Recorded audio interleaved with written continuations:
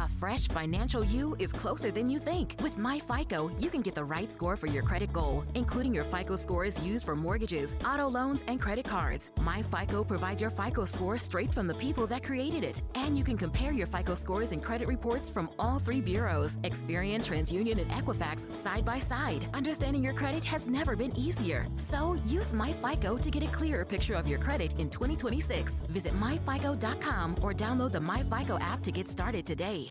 Looking for these better days. It is Wednesday, May 6th. I'm Scott Seidenberg. Here's what you need to know to make today a better day. The number one seeds flexing their muscle in both the NBA and Stanley Cup playoffs. We start in playoff mode here on this episode of Better Day, presented by FanDuel. In the NBA's Eastern Conference, the Detroit Pistons with a 111-101 victory over the Cleveland Cavaliers, taking game one of their Eastern Conference semifinals. The Pistons were led once again by Cade Cunningham, who had 23 points on 6 of 19 shooting, 2 of 5 from three-point range, and he had a key assist to Jalen Duren in the fourth quarter that helped the Pistons go on a little bit of a run after Cleveland had clawed their way back and tied the game at 93. For the Cavs, they trailed throughout the entirety of the game, besides that moment in the fourth quarter where they pulled even with about 5 minutes left. The difference, though, was they could not keep the basketball. The turnovers, once again, a major issue for the Cleveland Cavaliers. And once again, it is James Harden leading the way. I know I sound like a Harden hater every time I come on this pod or other shows and I talk about his subpar performances. But okay, 22 points, 6 of 15 shooting, 1 of 7 from three-point range is pathetic. 8 rebounds, 7 assists, okay, but 7 turnovers. And you look at his game logs throughout these playoffs, 7 turnovers in a loss here against Detroit. All right, they win game 7 against Toronto. He only turns the basketball over twice. In the loss against Toronto, turns it over 4 times. Another loss, turns it over 7 times. Another loss, turns it over 8 times. He is giving the basketball to the other team way too many times for the Cavs to be competitive in these games. Total turnovers, 20 for the Cleveland Cavaliers. Again, 20 turnovers for the Cleveland Cavaliers. The Pistons scored 31 points off of those 20 turnovers. That's the difference in the basketball game. You want to ask yourself, oh, why did Cleveland not cover plus 3.5? It's because they couldn't keep the basketball. 111-101 the final score. Pistons cover. The game goes under the posted total, which is actually a rarity for a game in this situation. With both of these teams coming off of game 7s, the recent history shows us that in the last several years, both teams coming off of game 7s, it was a perfect 5-0 to the over by 12 points per game. That's how lack of defense or little defense that we see in the teams that maybe are fatigued coming off of a game 7, or maybe it's just the lack of intensity in a game 1 of a series as opposed to what you just came off of in a game 7. In addition to those 5 games going way over the posted total, the favorites were 0-5 against the spread, and they were all home teams. So the road teams were coming in off of a game 7 victory, and in game number 1, they were getting at the home favorites. Favorites were 1-4 straight up, 0-5 ATS in the last several times that we have seen the two teams coming off of game 7, but the home favorite wins last night in the Pistons, and the game goes well under the posted total as total closed at 215.5, and it wound up finishing with 212 points. So chalk it up to the turnovers for the Cleveland Cavaliers, as they need to keep the basketball if they're going to bounce back in game number 2 coming up tomorrow. But how confident are you in the Cavs winning a game number 2? Cleveland has not won a road game here in these playoffs, and it is the identical spread that we had here in game number 1 that we will have here in game number 2. Up on FanDuel right now, Pistons 3.5-point favorites with the same exact total, 215.5. So no adjustment after game number 1. No zigzag adjustment, no pace adjustment, no adjustment whatsoever. It is the same line, the same total, 3.5, and 215.5. Actually, Cleveland Detroit closed. Excuse me, I misspoke. It was 215.5 when we bet it. It closed at 217.5 at Circa. So all the money came in on the over, and we'll see if that happens again in game number 2. Again, up on FanDuel right now. Pistons minus 3.5, total of 215.5. The other number 1 seed in last night's NBA playoff action, the Oklahoma City Thunder, as 15.5 point favorites over the Los Angeles Lakers. We talked about how ridiculous that spread was. Well, it didn't matter.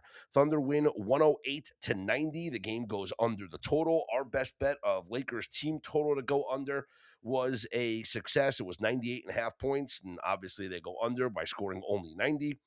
And this is what we talked about on yesterday's pod. The Lakers came into this game the slowest pace of anybody here in these NBA playoffs. And that is what they were going to try and do here in this game to limit the possessions and try and stay competitive with the Oklahoma City Thunder. They were somewhat competitive in the first half and then not really competitive in the second half. So Lakers actually only scored, 37 points there in the second half, right? So a very low scoring second half for the Lakers, just a low scoring game overall for the Lakers as they lose 108-90. And now let's take a look at tomorrow's spread in game number 2. It is an identical spread where the Thunder are 15.5 point favorites. The total, though, has dipped down. Last night's total closed at 212. Total for game number 2 tomorrow in OKC, 209.5.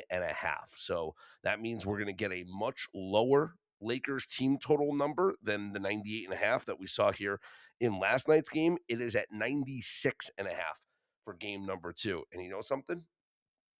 I think I'm just going to go back to the well with that under, because I don't see the Lakers all of a sudden flipping a switch and scoring a ton of points. They're not going to change the way that they're going to play. And the other thing that has to be concerning, if you're a Lakers backer and you're thinking about game 1 versus game number 2, Shai Gilgeous-Alexander was not good last night.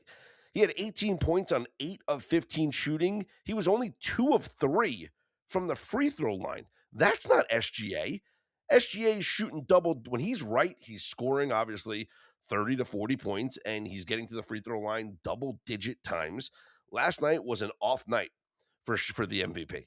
And so that's got to concern you if you're thinking about backing the Lakers. Is we had Chet Holmgren lead the way with 24 points and 12 boards, and the Thunder still win by 18 points without Shai Gilgeous-Alexander having a good performance. And if he turns it on in game number 2, I mean, this series is going to be a blowout, and I don't know if the Lakers are going to win a single game. Tonight, it is game number 2 between the New York Knicks and the Philadelphia 76ers, as well as the San Antonio Spurs and Minnesota Timberwolves. Here's your current lines up on FanDuel. The Knicks are 7.5 point favorites over the 76ers. So we talked about how the game 1 line for the Knicks and the Sixers was 7.5, and then the game 2 line was 6.5 when we talked yesterday on the pod, and that was the zigzag being baked in, right? The zigzag in favor of the Philadelphia 76ers. And my argument was, I don't understand the zigzag. I don't think there should be a zigzag, because the Knicks have been the most dominant team here in these NBA playoffs, the Knicks and the Thunder. Like, the numbers speak for themselves. And obviously, we talked yesterday about how historic the Knicks postseason run has been right now. But in terms of the advanced numbers, the net rating numbers, the Knicks are the number 1 net rating team here in these NBA playoffs. Offensive rating, the Knicks are just slightly behind the Oklahoma City Thunder, 125.1 for the Thunder, 124.5 for the Knicks. The best defensive rating in the playoffs is the Pistons at 102.5. The Knicks are the second best at 103.1. But the Knicks are the best net rating team. All of their other metrics just play out tremendously. It's hard to argue with teams playing better than the New York Knicks right now. I think this is another similar case where we just go back to the well with the New York Knicks, or find other ways to back the Knicks here, as opposed to thinking, oh, well, it's game number 2. We're going to get a Joel Embiid bounce back. We're going to get a Sixers bounce back. Nothing that I've seen in the Knicks' last several games shows me that there's going to be a letdown here at Madison Square Garden tonight. Now, on the other side, we have the Timberwolves and the Spurs, where San Antonio is a 9.5-point favorite tonight up on FanDuel. They were 10.5-point favorites in game number one. And much like that Knicks line, this line dipped when we talked about it yesterday. It was 8.5. Now it's up to 9.5. So the money coming in on both favorites, pushing the spread up to for the Knicks case where it was in game number one, and for the Spurs case a little bit short of where it was in game number one. This is a great situation to be in for the San Antonio Spurs. We talked about this in the first round of the NBA playoffs, where it was an absolutely incredible trend to back, which was those home favorites losing in game number one and bouncing back in game number two. Well, if we look at the data for the entirety of the playoffs, and then we'll isolate round number two, since 2021, home favorites losing in game number one bounce back in game number two to go 16-6 straight up, 15-7 against the spread. And if you want to isolate that to just the second round, 6-3 straight up, 5-4 against the spread. So a much smaller sample size. And again, that's since the start of the 2021 season. But overall, in the NBA playoffs, in game number two, if the home favorite loses game number one, they bounce back to go 16-6 straight up, 15-7 against the spread in game number two. In the first quarter of those games. Now, this is the first quarter zigzag system that we talk about. And I'll dive further into these zigzag numbers. In the first quarter of these games, again, NBA playoffs since the 2021 season, home favorite loses game number one. In game number two in the first quarter, they are 19-3 straight up, 14-8 against the spread. These are incredible numbers in the first quarter. And first quarter zigzags is what you need to isolate here, especially when that team is a favorite. In these playoffs, the previous ATS loser is 24-15-1 against the spread in the first quarter. When those teams are favored in that game, 15-6-1 straight up, 14-7-1 ATS in the first quarter. When those teams are coming off of a loss as a favorite, 13-6-1 straight up, 12-7-1 ATS in the first quarter. The zigzag spot is on the San Antonio Spurs to start off this game strong and cover in the first quarter. So up on FanDuel right now, San Antonio Spurs -3.5 in the first quarter. If you want to bet the first quarter money line, it is significantly juiced at -225. But I'd be on the Spurs laying the 3.5 in the first quarter, because that's what history tells us, that these teams bounce back and start off fast. Spurs will start off fast here in the first quarter.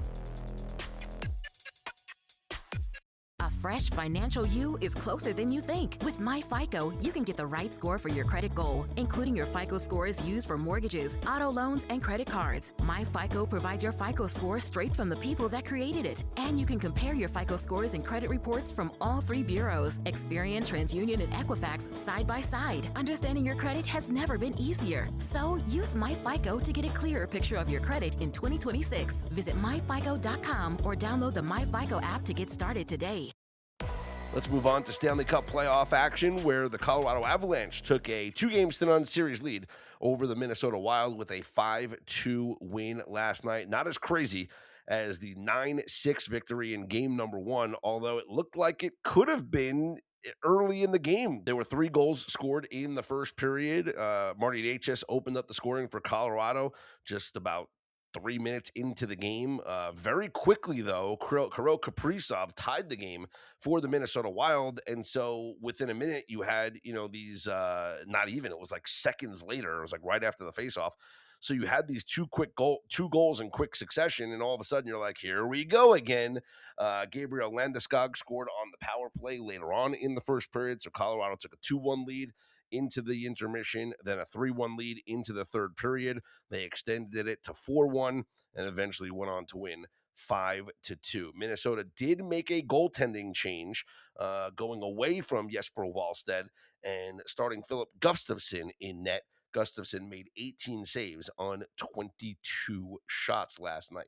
So the series now shifts to Minnesota for game number 3. And there's a couple of days off before that. Game number 3, not until Saturday in Minnesota, where the Avalanche are short road favorites. Tonight, we have 2 games on the schedule. The Montreal Canadiens at the Buffalo Sabres and the Anaheim Ducks at the Vegas Golden Knights. So, much like we did in the NBA playoffs, I was curious to see how teams that are coming off of a Game 7 in the Stanley Cup playoffs do against an opponent that is not coming off of a Game 7. And that's what we have in tonight's Game 1 in Buffalo, where the Canadiens are coming off of a Game 7 victory and the Buffalo Sabres are not. So tonight up on FanDuel, the Buffalo Sabres are minus 128 home favorites. In the history of the database that I was looking at, going back to 2007, when you have a team coming off of a Game 7 versus an opponent that is not coming off of a Game 7, the team coming off of Game 7, 30-20 straight up, 60% straight up. Very interesting stuff. They cover the puck line 29-21, so 58% of the time they're covering the puck line, and the games are actually going over at a 58% clip, 26-19-5 to the over. When these teams are on the road, a little bit of a different story. 17-15 straight up, 22-10 though on the puck line. That's 68.8%. And the games are still flying over at 64.5%, 20-11-1 to the overall time for the team coming off of Game 7, going on the road for game number 1 against a team not coming off of a Game 7. Total tonight is 5.5, juiced to the over at minus 128 for those interested in the Montreal Canadiens, plus the 1.5, which cashed in every single game against the Tampa Bay Lightning, as that entire series was a 1-goal game every single game of the 7 games. Montreal up on FanDuel plus 1.5, minus 220. Game 2 tonight is game 2 of the Anaheim Ducks series against the Vegas Golden Knights. VGK taking game number 1 with a 3-1 victory at the Fortress. VGK minus 162 favorites for game number 2 tonight. The total is 6.5, juiced to the under. And that game number 1 was the first game between these two teams that went under this season. They had played 3 times in the regular season with all 3 games identical 4-3 tallies. So we'll see if VGK can take a 2-0 series lead or if the Anaheim Ducks can even this thing up. I like the Ducks in this game here tonight at plus 1.5 at minus 170. I think is an interesting look. I'll tell you what's interesting. If you take both the Ducks and the Canadiens at plus 1.5, it's plus 131 up on FanDuel. Could be an interesting puck line parlay here tonight. Major League Baseball, it is a Wednesday, which means we have some day games on the schedule. It also means we take a look at our sweep system, where you guys know the unders have been the way to look with these teams that are going for or looking to avoid the 3-game sweep. And here's a couple of games that are on your schedule for today that fit the bill that could be interesting. And it all starts with the Blue Jays looking to avoid the sweep at the hands of the Tampa Bay Rays, and Patrick Corbin is on the mound for the Blue Jays. Shane McClanahan going for the Rays. I don't know if I could ever be comfortable betting an under in a Patrick Corbin game, but Corbin's been actually pretty decent this season, besides a rough first start for the Toronto Blue Jays. Total in this game for your early start in Tampa at 7.5, slightly juiced to the over. Another game that fits the bill here is the Detroit Tigers taking on the Boston Red Sox. Scheduled pitching matchup for this one tonight: Sonny Gray for the Red Sox, Jack Flaherty for the Tigers.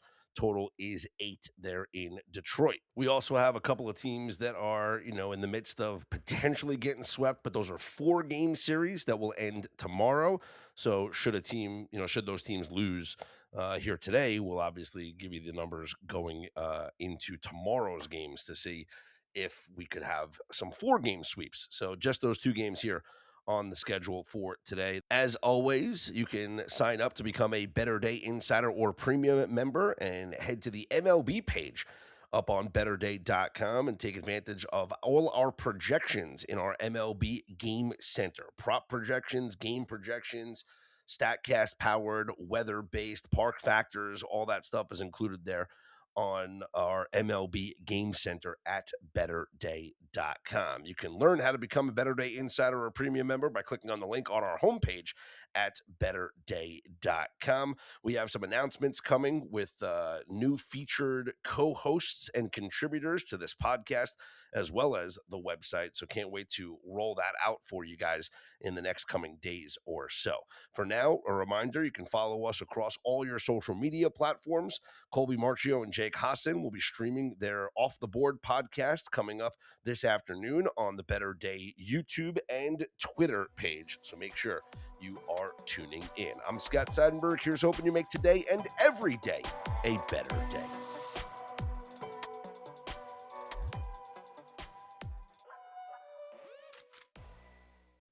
A fresh financial you is closer than you think. With MyFICO, you can get the right score for your credit goal, including your FICO scores used for mortgages, auto loans, and credit cards. MyFICO provides your FICO score straight from the people that created it. And you can compare your FICO scores and credit reports from all three bureaus, Experian, TransUnion, and Equifax, side by side. Understanding your credit has never been easier. So use MyFICO to get a clearer picture of your credit in 2026. Visit myfico.com or download the MyFICO app to get started today. I drive my bus in a busy city. That's why road safety is so important to me. I know that I must slow down and be extra careful when I make a wide turn. Buses need more room than cars. Everyone can help keep our roads safe. Next time you're driving, remember to give buses plenty of time and space to finish turning before driving ahead. Let's all plan to share the road safely. Learn how at www.sharetheroadsafely.gov. If you like the show, please take a moment to rate, review, and subscribe. It really does help the show to grow. Thank you for listening.